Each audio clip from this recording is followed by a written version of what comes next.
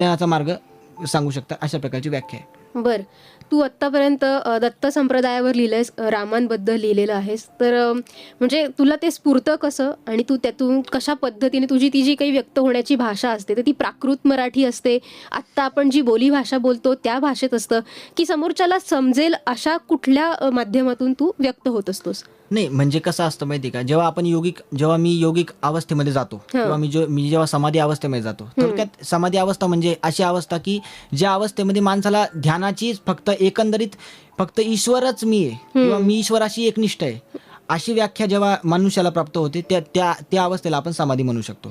थोडक्यात बघा, परमेश्वराचा मार्ग आपण का स्वीकारायचा आहे? कुठेतरी या जगामध्ये आपण या जगामध्ये सदैव राहणार नाही. आपण मृत्यूनंतर कोणत्या ना कोणत्या जगामध्ये जाऊ. म्हणजे थोडक्यात या जगामध्ये मृत्यू सुद्धा आहे, या जगामध्ये जनन आहे, तर या जगामध्ये मरण सुद्धा आहे. थोडक्यात कुठेतरी आत्मिक शांतीचा मार्ग, मानसिक शांतीचा मार्ग आपण कुठेतरी ईश्वर चिंतनानेच आपण प्राप्त करू शकतो. म्हणजे येशू ख्रिस्ताने जो मार्ग सांगितला तो ईश्वराचा मार्ग होता. महावीरांनी जो मार्ग सांगितला तो ईश्वराचा मार्ग होता, किंवा गौतम बुद्धांनी जो मार्ग सांगितला तो सुद्धा शांतीचा संदेश देणारा होता. म्हणजे जगामध्ये जितके पण श्रीकृष्णाने जो मार्ग सांगितला तो सुद्धा शांतीचा संदेश होता. थोडक्यात जगामध्ये जितकेही महान पुरुष झाले तर सगळ्यांनी शांतीचा संदेश दिला. प्रत्येकाने काय सांगितलं की ईश्वराशी एकनिष्ठता. ईश्वराला तुम्ही निराकार रूपाने माना तरी तो ईश्वर आहे, तुम्ही साकार रूपाने माना तरी तो ईश्वर आहे, तुम्ही एका स्वतःच्या शुद्धाहम रूपाने माना तरी तो ईश्वर आहे. म्हणजे ईश्वराची 3 व्याख्या आहे, ती अशा प्रकारे दिलेली आहे. थोडक्यात जेव्हा मी ग्रंथ लिहितो तर ग्रंथ हे आपण मराठी भाषेमध्ये पण आपण लिहिलेले, किंवा म्हणजे थोडक्यात लोकांना समजेल अशा भाषेमध्ये सुद्धा ते अभंग येतात.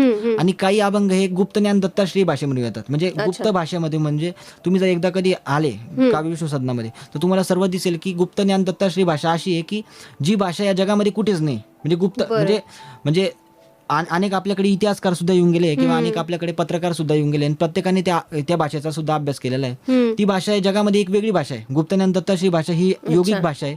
आणि ज्यांना ती भाषा समजत नसेल, अनेकांनी आग्रह केला की आम्हाला ती भाषा समजत नाही किंवा योगिक भाषा समजत नाही, त्यासाठी तुम्ही त्याचं निरूपण करा, मराठीमय त्याचं रूपांतर करा. मग त्याच्यामध्ये आपण निरूपण करून त्याचं मराठीमय रूपांतर केलं आणि मराठीमय सुद्धा आपण त्याचे ग्रंथ, आपले ग्रंथ दर 14 जानेवारीला आपण छापत असतो आणि ते लोकांना आपण उपलब्ध करून देत असतो. आणि त्यामागचं एक वेगळं प्रयोजन आहे, त्या म्हणजे तुझा जन्मदिवस असतो 14 जानेवारीला आणि त्या दिवशी तू ते प्रकाशित करतो. बरोबर. तर प्रत्येक पुस्तकाची किंवा तू जे काही लिखाण करतो त्याची अशी काही ठराविक वेळ असते? तुझ्या समाधी अवस्थेचं असं काही विशिष्ट वेळेला असतं की काय? म्हणजे समाधी अवस्था कशी असते की बघा, समाधी ह्या अवस्थेमध्ये समाधी याचा अर्थच हा आहे की ज्याच्यावर तुमचं स्वतःचं नियंत्रण नाही.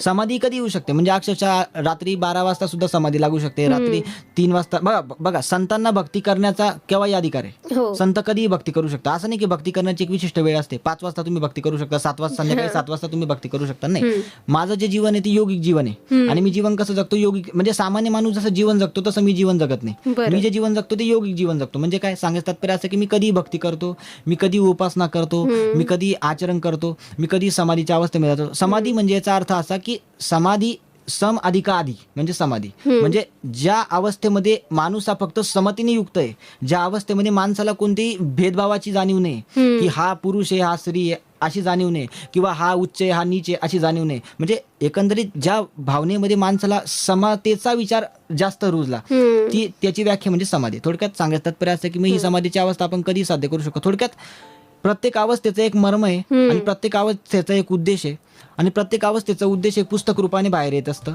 की अशा प्रकारे त्यामध्ये आपल्याला मार्ग मिळालेला आहे. अभंग आहे सगळे.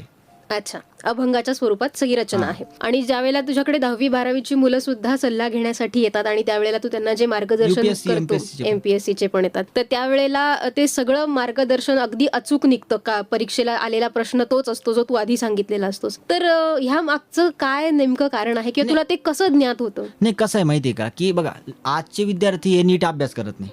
आजचे विद्यार्थी मनापासून अभ्यास करत नाही. मी जेव्हा 10वीला होतो ना तर आमच्या शिक्षकांनी आम्हाला काय सांगितलेलं असायचं माहितीये का की मी गाईड वापरायचो नाही. बघा, आयुष्यात जर तुम्हाला यशस्वी व्हायचंय ना तर कधी तुम्ही गाईड वापरू नका, वेगळं असं काहीतरी रेफरन्स वापरू नका किंवा वेगळी अशी नोंदणी वापरू नका. मी आयुष्यात अभ्यास कसा केला हे मी तुम्हाला सांगतो की मी केवळ पुस्तक वाचतो, जे ओरिजिनल पुस्तक आहे ते मी वाचतो. म्हणजे तुम्ही जर गाईडाचा आधार घेऊन जर वाचन करत असाल तर तुम्हाला कधीच अभ्यास येणार नाही. आणि जर तुम्ही ओरिजिनल पुस्तक रेफर केलं तर तुम्ही जीवनामध्ये पुढे जाऊ शकतात. थोडक्यात सांगायचं तात्पर्य असं ना की तुम्ही जर रोज वाचन केलं, रोज जर तुम्ही अभ्यास केला तर तुम्हाला ही शक्ती आपोआप येते. आता तुम्ही जर नीट जर स्वामी विवेकानंदचं उदाहरण घेतलं ना, तर स्वामी विवेकानंदांच्या जीवनामध्ये सुद्धा अनेक घटना घडलेल्या आहेत. त्यांना एका व्यक्तीने एक नुसतं पुस्तक दिलं आणि त्यांनी 5 मिनिटात ते पुस्तक वाचून मोकळं केलं. थोडक्यात ही शक्ती सुद्धा आपल्याकडे आहे. म्हणजे मी सुद्धा एखादं पुस्तक नुसतं चाळलं तरी मी ते 5 मिनिटात सांगतो की या पुस्तकामध्ये नेमकी काय असेल किंवा या पुस्तकामध्ये नेमकी मर्माशय काय असेल. थोडक्यात ही काही वेगळी शक्ती नाहीये, ही विश्वाने कोणाला दिलेली. ही शक्ती तुमच्यामध्ये, ही शक्ती प्रत्येकामध्ये. पण लोक काय करताय माहिती का, आज लोक व्यसनाच्या नादी लागून ही सगळी आपल्यामध्ये जी आत्मिक शक्ती होती ती सगळी व्यय करताय. थोडक्यात ध्यान मार्गातून आपण सर्व विकसित करू शकतो. ध्यान मार्ग म्हणजे काय की तुम्ही रोज 24 तास जरी रोज तुम्ही 5 मिनिटं जरी ध्यान केलं, रोज तुम्ही 3 मिनिटं जरी उपासना केली तरी देखील तुमचे आंतरिक चक्षु जागृत होऊ शकतात. अशा प्रकारची व्याख्या आहे. बरं, आणि ते असं म्हटलं जातं की ते ब्राह्ममुहूर्तावर केलेलं ध्यान हे जास्त फायदेशीर ठरतं, तर त्या बाबतीत तुला काय वाटतं? नाही, ब्राह्ममुहूर्तावर सुद्धा ध्यान केलं ही सुद्धा एक व्याख्या आहे. परंतु मला असं वाटतं की आजची परिस्थिती, आजची युवक जे आपण पाहिले ना, तर हे सकाळी किती वाजता उठतात हे याच्यावर आहे. आणि मी अनेक युवक पाहिले की जे 7-7 वाजता, म्हणजे त्यांच्या घरामध्ये देवपूजा 12-12 वाजता होते. मग मी सांगतो की देवपूजा करून उपयोग नाही.